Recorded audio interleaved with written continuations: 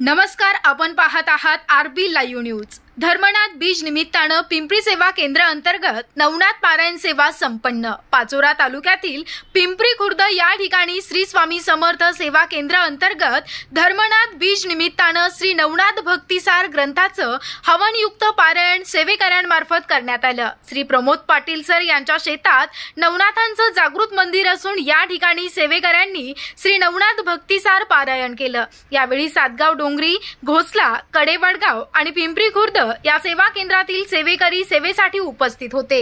यावेळी कडेवडगाव येथील याज्ञिकी संदीप पाटील यांनी वाचन मार्गदर्शन केलं। तसेच श्री प्रमोद पाटील सर यांनी मंडप आणि महाप्रसादाचं आयोजन केलं। यावेळी संजू अप्पा, डॉक्टर दत्तू पाटील, दत्तू साळुंके, गोकुळ पाटील, संतोष पाटील, अरुण पाटील, ऋषी पाटील, पांडुरंग अण्णा, बापू वाघ, नामदेव पवार, आबा काटे आणि इतर सेवेकरी मोठ्या संख्येने उपस्थित होते।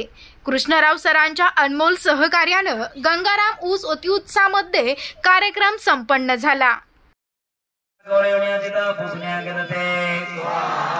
भ्रमण करता शुद्धमयीची दाताला कोण देव तिथे परम मानवचे मिळते वदवरून माही नाही।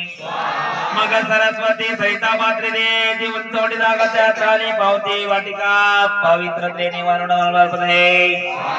अपात्र मंत्र उच्चारण होता ते प्रवित झाला जीवन भगवेदाचे उदक काढून मंत्रांनी निर्मित थे।